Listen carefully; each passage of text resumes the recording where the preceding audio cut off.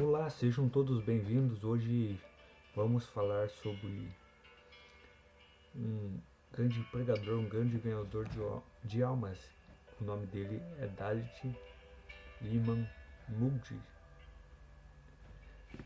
o celebre ganhador de almas. Ele nasceu em 1837 e veio a falecer em 1899. Meu nome é Adoniran e hoje vou falar sobre Dalit Moody, o maior ganhador de almas depois de Cristo. Quero fazer uma sequência de todos os heróis da fé, que são 20, contando um pouco a história de cada um.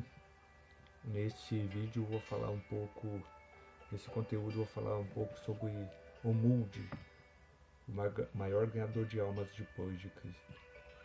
Tudo aconteceu durante uma das famosas campanhas de Moody em Sankey para salvar almas. A noite de uma segunda-feira tinha sido reservada para um discurso dirigido aos materialistas. Carlos Baedeker, campeão do cetismo, então no zenite da fama, ordenou que todos os membros do clube que fundara assistissem à reunião. Assim, cerca de 5.000 homens resolvidos a dominar o culto entraram e ocuparam todos os bancos. Moody pregou sobre o texto: a rocha deles não é como a nossa rocha, sendo os nossos próprios inimigos os juízes. Deuteronômio 32, verso 31. Eis os detalhes desse interessante episódio, relata em sua biografia. Como uma rajada de incidente relevante e comovente de sua experiência com as pessoas presas ao leito da morte, Moody deixou que os homens julgassem por si mesmo que tinha melhor alicerce sobre o qual deveriam buscar sua fé e esperança. Sem querer, muitos dos assistentes tinham lágrimas nos olhos.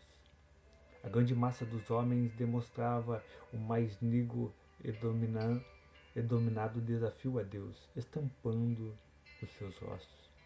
Encarou e continuou o ataque de Moody aos pontos mais vulneráveis, isto é, a oração e o lar. Ao findar, Moody disse: levantemo-nos para cantar, ó, vinde vós aflitos, e enquanto fazemos, os porteiros abram todas as portas para que possam sair todos os que quiserem. Depois faremos o culto, como de costume, para que aqueles que desejam aceitar o Salvador. Uma das pessoas que assistiu a esse culto disse: eu esperava que todos saíssem imediatamente, deixando o prédio vazio, mas grande massa de 5.000 homens se levantaram. Cantou e assentou-se de novo. Nenhum deles deixou seu assento. Moody então disse: quero explicar 4 palavras. Recebi, credes, confiai e aceitai. Um grande sorriso passou de um a outro e todos aquele mar de rostos. Depois de falar um pouco sobre a palavra recebei, fazei um apelo. Quem quer percebê-lo? É somente dizer quero a cerca de 50 dos que estavam em pé e encostado às paredes respondeu quero. Mas nenhum dos que estavam assentados, um homem exclamou: eu não posso. Ao que Moody replicou: falou bem e com razão, amigo. Foi bom ter falado. Escute. E depois poderá dizer eu posso. Moody então explicou o sentido da palavra crer. E fazendo o segundo apelo: quem dirá quero crer nele? De novo, alguns dos homens que estavam em pé responderam aceitar, mas um dos dirigentes de um clube bradou: eu não quero. Moody, vencido pela ternura e compaixão, respondeu: com voz quebrantada: todos os homens que estão aqui esta noite têm de dizer eu quero ou eu não quero. Então levou todos a considerar a história do filho pródigo, dizendo: a batalha é sobre o querer e sobre o querer. Quando o filho pródigo disse: levantar-me-ei, a luta havia sido ganha, porque alcançara o domínio sobre sua própria vontade. É como referência a este ponto que depende de tudo hoje, senhores. Tendes aí em vosso coração, em vosso meio, campeão, amigo que disse eu não quero. Desejo que todos aqui acreditem que esse campeão tem razão. Levante-se e siga o exemplo, dizendo eu não quero. Todos ficaram quietos, houve grande silêncio até que por fim Moody interrompeu dizendo graças a Deus. Ninguém disse eu não quero. Agora quem dirá eu quero? Instantaneamente parece que o Espírito Santo tomou conta daquele grande auditório de inimigos de Jesus Cristo. A cerca de 500 homens puseram-se de pé e as lágrimas rolando pelas faces e gritando eu quero, eu quero.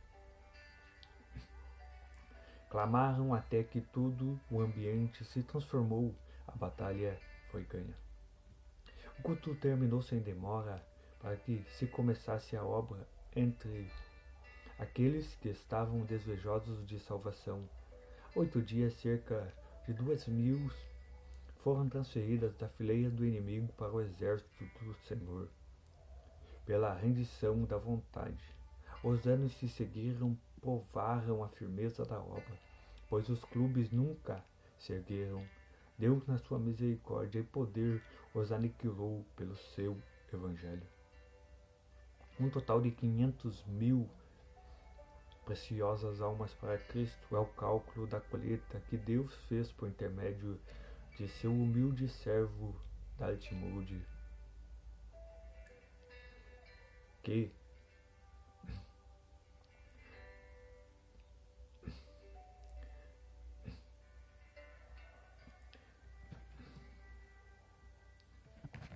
quem conheceu intimamente considerava com razão o maior homem do século XIX, isto é, o homem mais usado por Deus para ganhar almas. Não é exagero dizer que hoje em dia, muitas décadas depois de sua morte, os crentes se referem ao seu nome mais do que qualquer outro nome depois dos tempos dos apóstolos. Que ninguém julgue, contudo, que Moody era grande em si, mesmo que tinha oportunidade que os demais não têm. Seus antepassados eram apenas lavradores que vieram por 7 gerações ou 200 anos no Vale de Connecticut, nos Estados Unidos. Dalton nasceu 5 de fevereiro de 1867, de pais pobres, o sexto entre 9 filhos. Quando era pequeno, seu pai faleceu e os credores tomaram conta do que ficou, deixando a família destruída de tudo, até da lenha para aquecer a casa em tempo de intenso frio. Não há história que comova e inspira tanto quanto a daqueles anos de luta da viúva mãe de Moody. Poucos meses depois da morte de seu marido, nasceram-lhe gêmeos, e o filho mais velho tinha apenas 12 anos. O conselho de todos os parentes foi que ela entregasse a prole para outros criares, mas com invencível coragem, a santa dedicação a seus filhos, ela conseguiu criar todos os 9 no próprio lar.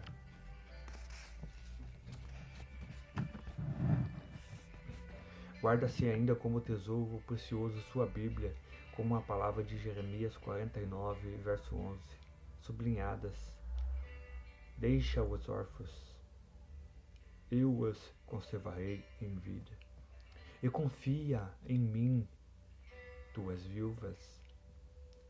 Pode-se esperar outras coisas a não ser que o os filhos ficassem ligados à mãe e que crescessem para se tornarem homens e mulheres que conhecessem o mesmo Deus que ela conhecia?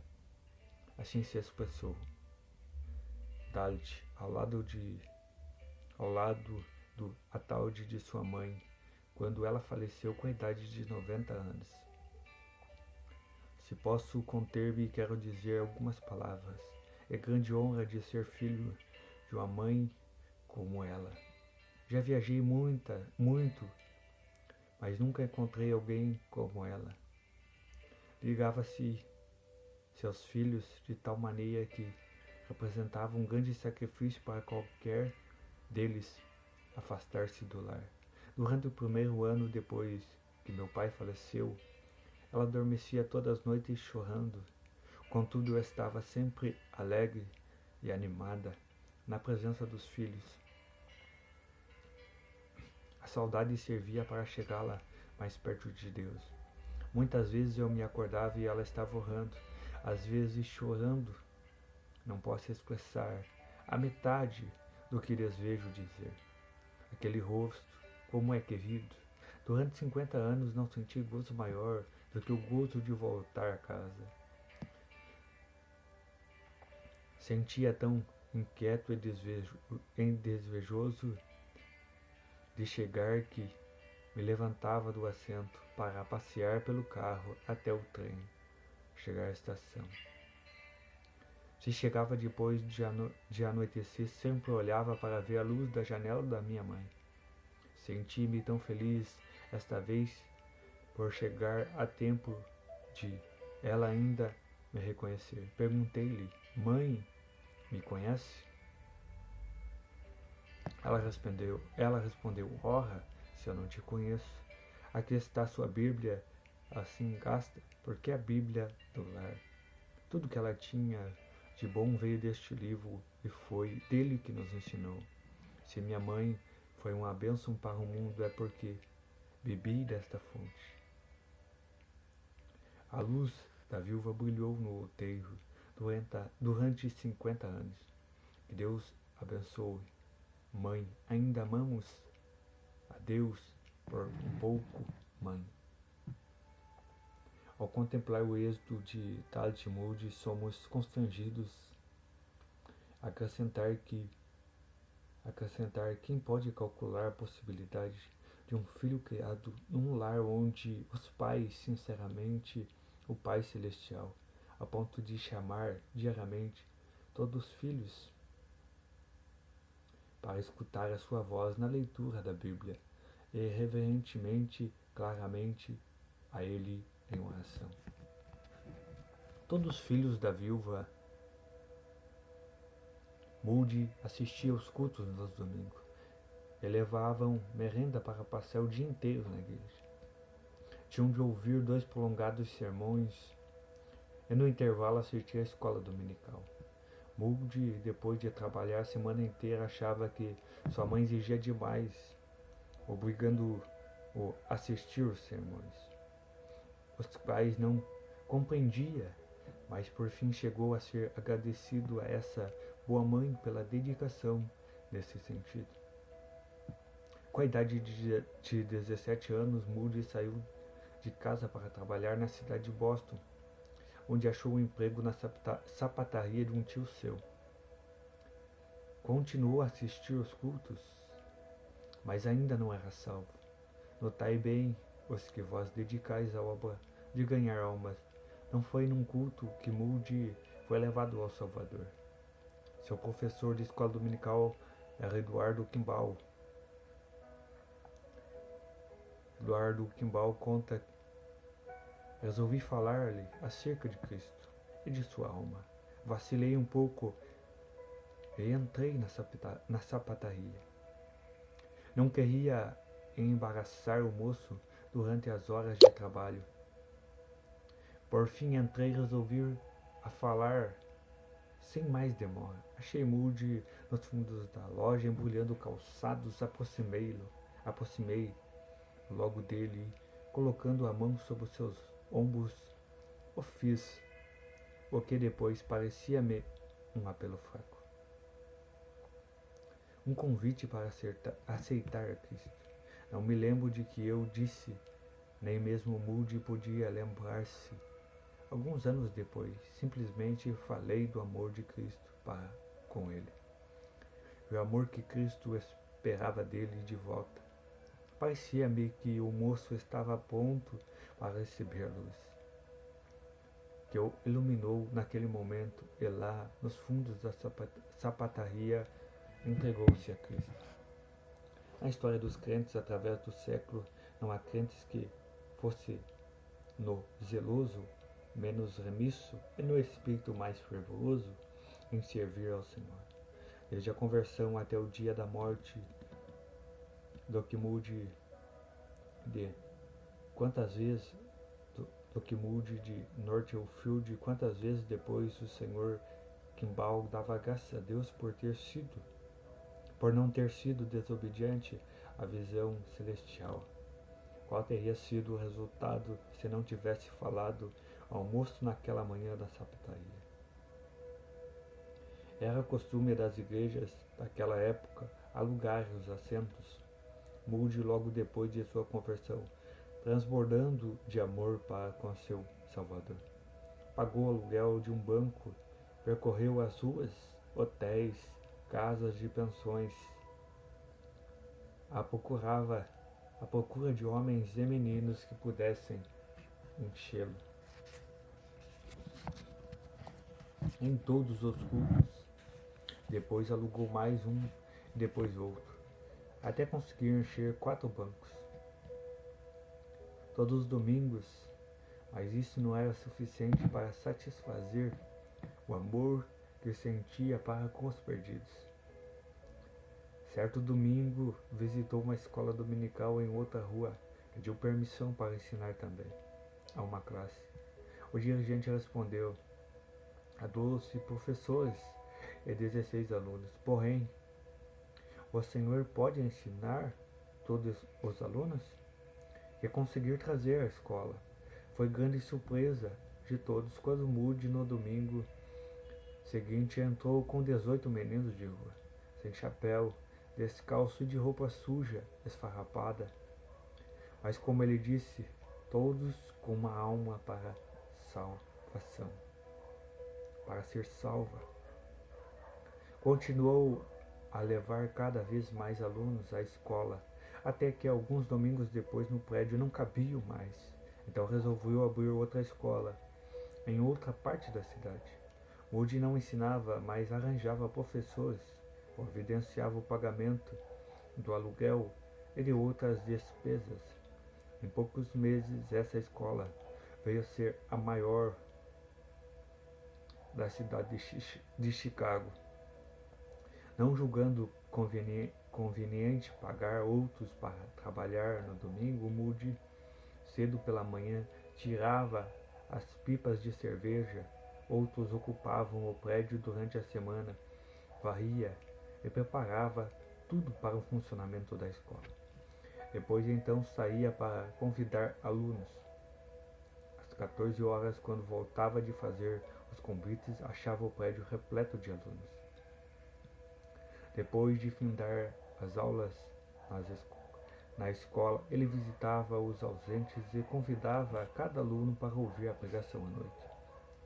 No apelo após o sermão, os interessados eram convidados a ficar para um culto especial, o qual tratava individualmente com todos. Moody também participava nessa colheita de almas. Antes de findar o ano, 600 alunos em média assistiam à escola dominical, dividido em 80 classes. Em seguida, a assistência subiu a 1.000 e às vezes ia a 1.500. O êxito de Moody na escola dominical atraiu a atenção de outros que se interessavam pelo mesmo trabalho da escola dominical. Certa vez, depois de Moody haver falado numa convenção, um orador censurou severamente por não saber dirigir-se a um auditório. Moody foi para a frente e, depois de explicar que reconhecia não ser instruído, agradeceu ao ministro por ter mostrado seus defeitos. Pediu-lhe que orasse Deus para que o ajudasse a fazer o melhor que pudesse.